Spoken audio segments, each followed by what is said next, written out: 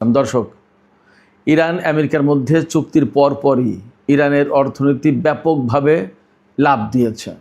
৮০ দিন পর ইরানের স্টক এক্সচেঞ্জ আজকে খুলেছে এবং সেখানে শেয়ার সূচক মারাত্মকভাবে ঊর্ধ্বমুখী, মারাত্মকভাবে বলতে পজিটিভলি ঊর্ধ্বমুখী। একইভাবে আমেরিকার স্টক এক্সচেঞ্জও ঊর্ধ্বমুখী। আন্তর্জাতিক বাজারে তেলের দাম অন্তত 5% কমেছে। ব্রেন্ট ক্রুড $82 প্রতি ব্যারেল বিক্রি হয়েছে। এপাশে সারা বিশ্বের অর্থনীতিতে বইছে সুবাতাস। প্রশ্ন হচ্ছে কেন এই সুবাতাস? একেবারেই সহজ উত্তর, আমেরিকা এবং ইরানের মধ্যকার চুক্তি কিন্তু সই হয়নি। সই হবে শুক্রবার সুইজারল্যান্ডের জেনেভায়। মজার ব্যাপার হচ্ছে জেনেভাতে চুক্তি সই হলেও এই চুক্তির স্বাগতিক দেশ থাকবে পাকিস্তান। একথা জানিয়েছেন পাকিস্তানের প্রধানমন্ত্রী শাহবাজ শরীফ। এপাশে ইরানের পক্ষ থেকে কি বলা হলো, লেবানন কি বলছে, ইসরায়েল কি বলছে, আমেরিকা কি বলছে, ডোনাল্ড ট্রাম্প কি বলছে, ইউরোপীয় ইউনিয়ন কি বলছে এই চুক্তির ব্যাপারে, তুরস্ক কি বলছে, মিশর কি বলছে, উপসাগরীয় আরব দেশগুলো কি বলছে। যে সংযুক্ত আরব আমিরাত আমেরিকা এবং ইসরায়েলের সাথে মিলে ইরানের বিরুদ্ধে যুদ্ধ শুরু করেছে, সেই আরব আমিরাত কি বলছে, ভারতের মোদী সরকার কি বলছে এই চুক্তি সম্পর্কে, এই সমস্ত বিস্তারিত নিয়ে এখনকার ভিডিওতে আমি কথা বলবো। আশা করি ভালো লাগবে এবং যদি ভিডিও ভালো লাগে তাহলে শেষ পর্যন্ত সঙ্গে থাকুন আর লাইক কমেন্ট শেয়ার করে অনেক অনেক মানুষের কাছে এই ভিডিও ছড়িয়ে দিন আর চ্যানেলটি সাবস্ক্রাইব করে সাথেই থাকুন।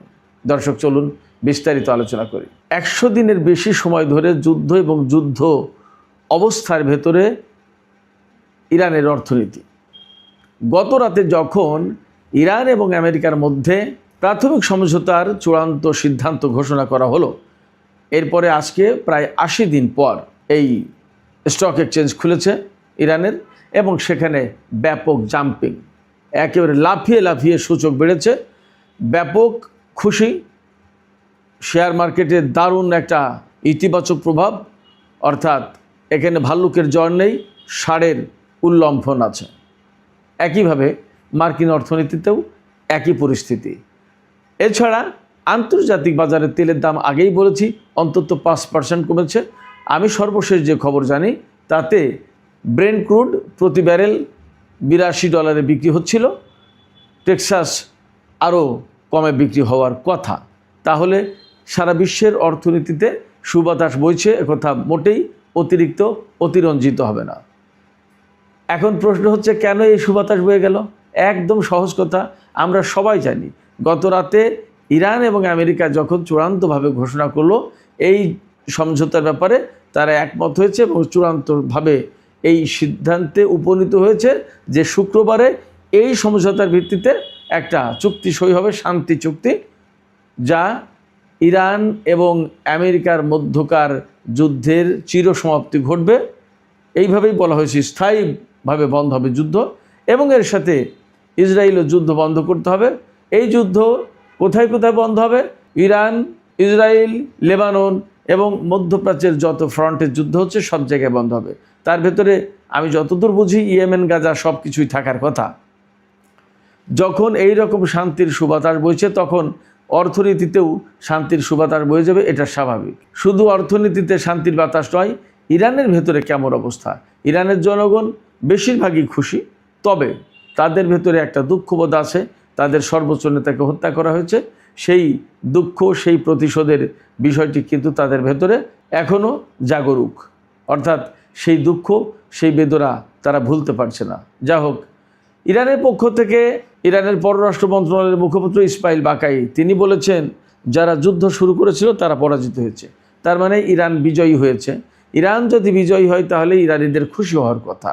একইভাবে আব্বাস আরাকচি, ইরানি পররাষ্ট্রমন্ত্রী আব্বাস আরাকচি তিনি বলেছেন যে চুক্তি হলো, যে সমঝোতায় উপনীত হয়েছে দুই পক্ষ, যে চুক্তি হতে যাচ্ছে, এই চুক্তি বাস্তবায়নের দায় প্রধানত আমেরিকার কাঁধে থাকবে, কারণ এই চুক্তির বেশিরভাগই আমেরিকার পক্ষ থেকে বাস্তবায়ন করার কথা। আমি সকালে ভিডিওতেই বলেছি এই চুক্তির শর্ত কী কী। এখন আর চুক্তির শর্তগুলো বলবো না, শুধুমাত্র আমি এই আলোচনায় যাব, এর ব্যাখ্যা বিশ্লেষণ করার চেষ্টা করব। এই এই চুক্তির ব্যাপারে কে কি বলছে আগে সেইটা জেনে আসি। এই চুক্তির পর ইরানের বিশেষজ্ঞ পরিষদের চেয়ারম্যান বা সভাপতি আয়াতুল্লাহ সাদেক আমলি লারিজানি, ডক্টর আলী লারিজানির ভাই, তিনি হচ্ছেন বিশেষজ্ঞ পরিষদের সভাপতি। তিনি বলেছেন, শত্রুরা ইরানের উপর যুদ্ধ চাপিয়ে দেওয়ার পর আমাদের প্রিয় রাহবারের, আমাদের প্রিয় সর্বোচ্চ নেতার রক্ত ইরানি জাতিকে জাগিয়ে তুলেছিল। ইরানের সেনাপ্রধান মেজর জেনারেল আমির হাতামি, তিনি কিন্তু রুহানি সরকারের সময় প্রতিরক্ষা মন্ত্রী ছিলেন, এখন সেনাবাহিনীর প্রধান হিসেবে দায়িত্ব পালন করছেন। তিনি বলেছেন, শত্রুরা বুঝতে পেরেছে অবশ্যই ইরানি জাতিকে সম্মানের দৃষ্টিতে দেখতে হবে এবং সম্মান দিয়ে কথা বলতে হবে। যাই হোক, ইরানের পক্ষ থেকে এই ধরনের বক্তব্য এসেছে। এপাশে উপসাগরীয় দেশগুলো প্রায় সবাই এই চুক্তিকে বা এই সমঝোতায় পৌঁছানোর ঘটনাকে স্বাগত জানিয়েছে, শুভেচ্ছা জানিয়েছে। কুয়েত একইভাবে শুভেচ্ছা জানিয়েছে, সংযুক্ত আরব আমিরাত, কাতার, সৌদি আরব, সবাই। ওমান তো বটেই। ওমানের পররাষ্ট্রমন্ত্রী বদর আল বুসাইদ, তিনি বলেছেন, সাধারণ জ্ঞানের বিজয় হয়েছে, কমন সেন্সের বিজয় হয়েছে। তিনি হয়তো কূটনৈতিকভাবে অনেক বড় কথাই বলেছেন, আমার কাছে মনে হয়েছে। লেবানন কি বলছে?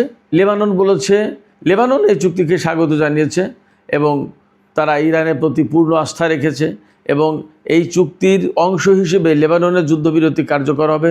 এই জন্য লেবাননের জাতীয় সংসদের স্পিকার নাবি বেরি প্লাস দেশটির ইসলামী প্রতিরোধ আন্দোলনের নেতারা, তারা কিন্তু ইরানকে শুভেচ্ছা জানিয়েছেন এবং ইরানকে ধন্যবাদ জানিয়েছেন পাশে থাকার জন্য। তুরস্কের প্রেসিডেন্ট রজব তাইয়িপ এরদোগান এবং পররাষ্ট্রমন্ত্রী হাকান ফিদান, দুইজনই এই চুক্তিতে সন্তুষ্টি প্রকাশ করেছেন, স্বাগত জানিয়েছেন, শুভেচ্ছা জানিয়েছেন এবং এই চুক্তি পরিপূর্ণভাবে সুন্দরভাবে বাস্তবায়ন হবে এমন আশাবাদ ব্যক্ত করেছেন। মিশর একইভাবে। এদিকে ইরানের পররাষ্ট্রমন্ত্রী সাইদ আব্বাস আরাকচি আজকে টেলিফোনে কথা বলেছেন মিশরের পররাষ্ট্রমন্ত্রী, তুরস্কের পররাষ্ট্রমন্ত্রী, কাতারের পররাষ্ট্রমন্ত্রী, সৌদি আরবের পররাষ্ট্রমন্ত্রী, এরপরে জাপানের পররাষ্ট্রমন্ত্রী, এ সমস্ত দেশের পররাষ্ট্রমন্ত্রীর সাথে তিনি টেলিফোনে কথা বলেছেন। সবাই চুক্তির প্রতি সমর্থন জানিয়েছে। ইউরোপীয় ইউনিয়ন এই চুক্তিকে স্বাগত জানিয়েছে, তবে ইউরোপীয় কমিশনের প্রধান উরসুলা ভন ডার লিয়েন, তিনি বলেছেন, ইরানের উপর থেকে নিষেধাজ্ঞা প্রত্যাহারের শর্ত হিসেবে তারা ইরানের আচরণের পরিবর্তন দেখতে চায়। ইরানের আচরণে পরিবর্তন দেখতে চায় এবং তারা বলেছে যে ইরানের আচরণ পরিবর্তন না হলে এই নিষেধাজ্ঞা প্রত্যাহার করা হবে না। এই আচরণের পরিবর্তন বলতে ইউরোপীয় ইউনিয়ন বলেছে যে ইরানকে বা ইরানের সরকারকে মানবাধিকারের প্রতি আরও বেশি শ্রদ্ধাশীল হতে হবে এবং গণবিধ্বংসী অস্ত্র থাকতে পারবে না ইরানের কাছে। এই বিষয়ে আমি একটু পরে ব্যাখ্যায় আসবো আশা করছি। এদিকে পাকিস্তান কি বলেছে? পাকিস্তানের প্রধানমন্ত্রী শাহবাজ শরীফ, তিনি বলেছেন যে তার দেশ সুইজারল্যান্ডের জেনেভায় 19 জুন শুক্রবার যে চুক্তি সই হবে সেই চুক্তির স্বাগতিক দেশ হিসেবে সেখানে ভূমিকা পালন করবে। যদিও সুইজারল্যান্ডে হচ্ছে, কিন্তু পাকিস্তান হোস্ট থাকবে। পাকিস্তানের প্রধানমন্ত্রী শাহবাজ শরীফ আজকে দেশটির জাতীয় সংসদের উদ্বোধনী বক্তৃতায় বলেন যে আল্লাহর বিশেষ রহমতে তেহরান এবং ওয়াশিংটনের মধ্যে সমঝোতার চূড়ান্ত সিদ্ধান্ত হয়েছে এবং আমরা একটা ঐতিহাসিক মাইল ফলক পার করলাম। এদিকে ভারতের প্রধানমন্ত্রী নরেন্দ্র মোদী এ চুক্তিকে স্বাগত জানিয়েছে এবং শুভেচ্ছা জানিয়েছে। তিনিও আশা করেছেন যে চুক্তি কার্যকর হবে এবং পুরোপুরি বাস্তবায়ন হবে। বাংলাদেশের পক্ষ থেকে এখন পর্যন্ত কী ধরনের বক্তব্য দেওয়া হয়েছে আমার নলেজে আসেনি, তবে নিশ্চয়ই পজিটিভ বক্তব্যই দেওয়া হবে বা দেওয়া হয়েছে। আর যদি না দেওয়া হয় তাহলে দেওয়া উচিত, দেওয়া হবে আশা করি। এবং এখানে পজিটিভ বা ইতিবাচক বক্তব্য না দেওয়ার কোনো কারণ নেই। এত বড় একটা সুন্দর ঘটনা, শান্তির জন্য এত বড় একটা চুক্তি, নিশ্চয়ই এতে প্রত্যেকটা দেশ খুশি, বাংলাদেশ তো অবশ্যই। এই চুক্তির ব্যাপারে মার্কিন প্রেসিডেন্ট ডোনাল্ড ট্রাম্প কি বলছেন? তিনি উচ্ছ্বসিত। তিনি বলছেন, গত রাতেই তিনি বলেছেন এই চুক্তির পরপরই হরমুজ প্রণালী ওপেন হয়ে গেছে, খুলে গেছে এবং জাহাজ চলাচল শুরু হয়ে গেছে। যদিও পরবর্তীতে খোঁজ নিয়ে দেখা গেছে যে এখনও ওইভাবে জাহাজ চলাচল শুরু হয়নি, কারণ চুক্তি সই হবে শুক্রবার জেনেভায় এবং ওই দিন থেকেই চুক্তি বাস্তবায়ন হবে। ওই দিন থেকে চুক্তি যখন কার্যকর হলো তখন ইরান তার পক্ষ থেকে হরমুজ প্রণালী খুলে দেবে, আর আমেরিকা তার পক্ষ থেকে নৌ অবরোধ প্রত্যাহার করে নেবে। এর আগ পর্যন্ত তো জাহাজ চলাচলের সুযোগ আছে কোথায় ঠিক পরিষ্কার না। তবে একটা নেতিবাচক বিষয় আছে, একটা নেতিবাচক প্রশ্ন কিন্তু এখানে রয়েছে। জেডি ভ্যান্স সেটা উল্লেখ করেছে, সেটা হচ্ছে হরমুজ প্রণালী ফ্রি হয়ে যাবে, এখানে কোনো টোল সিস্টেম থাকবে না, কারোর কোনো নিয়ন্ত্রণ থাকবে না। কিন্তু ইরান বলছে ইরানের ব্যবস্থাপনায় এই হরমুজ প্রণালী পরিচালিত হবে। যদি ব্যাপারটা দুই পক্ষে দুই রকম হয় তাহলে চুক্তি হলো কিভাবে, সমঝোতা হলো কিভাবে? এই যে একটা সংকটের জায়গা, গ্যাপ, এই গ্যাপটা নিশ্চয়ই ফুলফিল করা হবে, বা ফুলফিল করা আছে হয়তো, বা এই মুহূর্তে কোনো না কোনো দেশের নেতাদের বা কর্মকর্তাদের মুখ বাঁচানোর জন্য হয়তো এরকম করে বলতে হচ্ছে।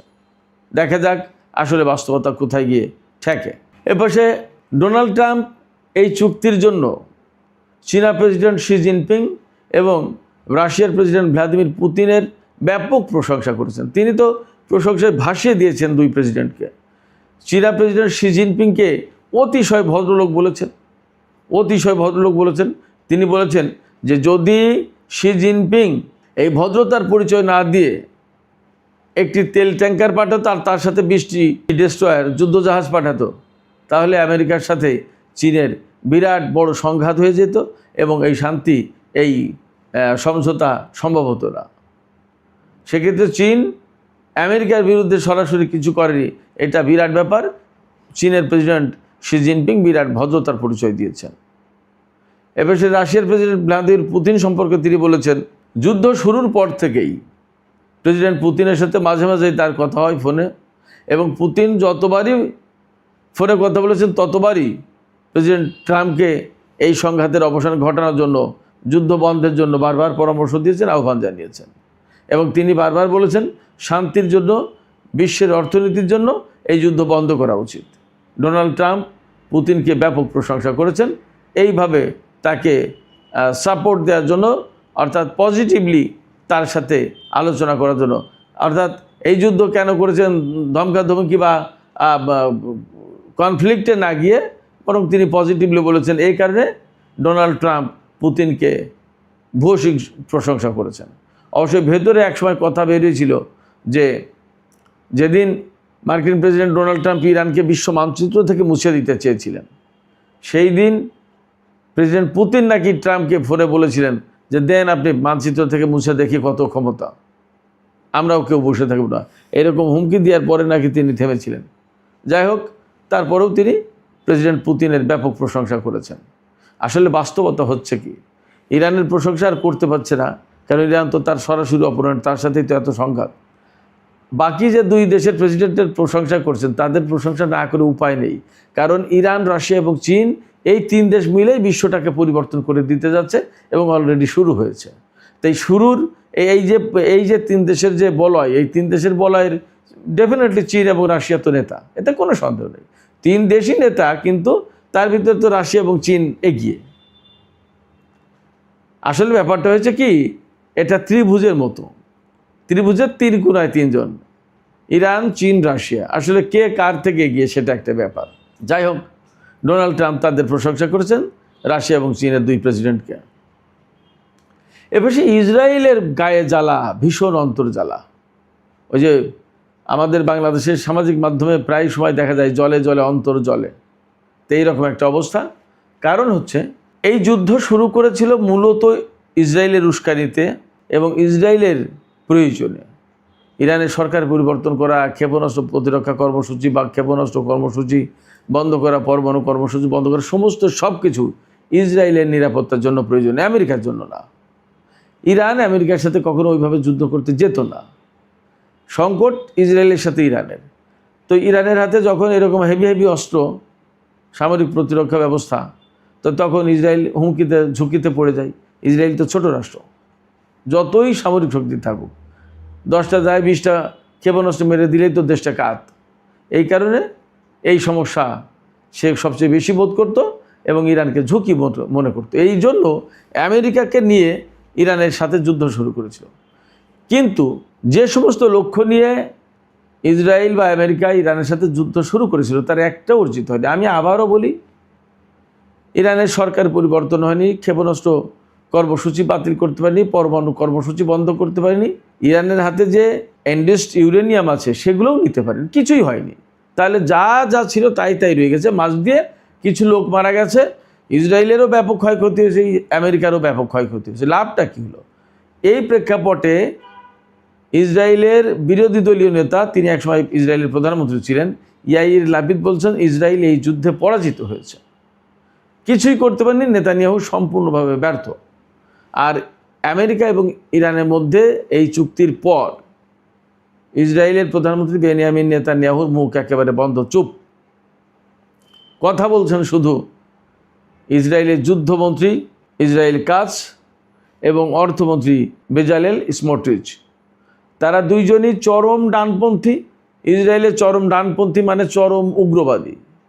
ফিলিস্তিনি, লেবানন, আরবদের জীবনহানি ছাড়া তারা আর কিছু বোঝে না। তো যদিও নেতানিয়াহু চুপ, কিন্তু ইসরায়েলের ভেতরকার অবস্থাটা যথেষ্ট টালমাটাল।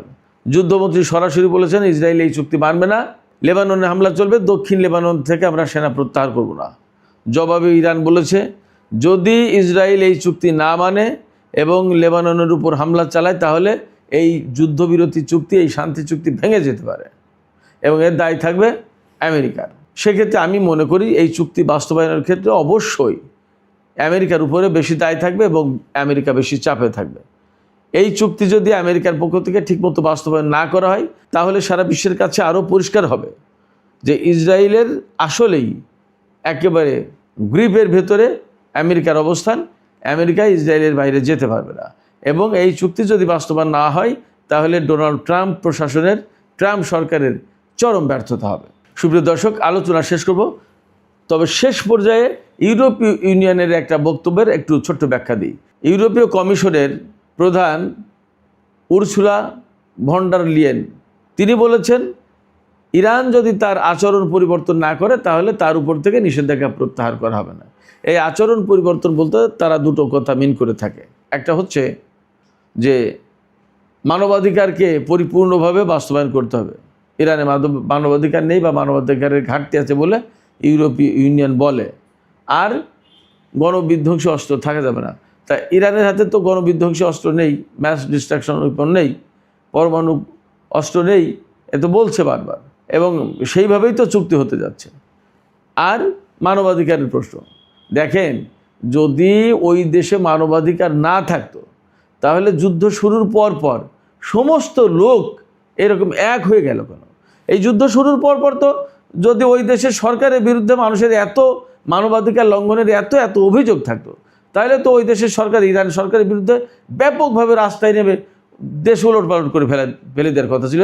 আমেরিকা এবং ইসরায়েল যুদ্ধ তো শুরু করেছিল এই আশায় যে আমরা যুদ্ধ শুরু করলে ইরানের জনগণ আমাদের সাথে হাত মিলাবে, 2 দিনের ভিতরে সরকারের পতন হয়ে যাবে। কিন্তু তা না করে আজ 100 দিন ধরে ইরানের রাস্তায় রাস্তায় জনগণ, রাতের বেলায় নারী, পুরুষ, শিশু, বৃদ্ধ, আবাল সবাই, বনিতা সবাই। কেন? সরকারের প্রতি ভালোবাসা আছে, দেশের প্রতি ভালোবাসা আছে, আইনের প্রতি ভালোবাসা আছে বলেই তো।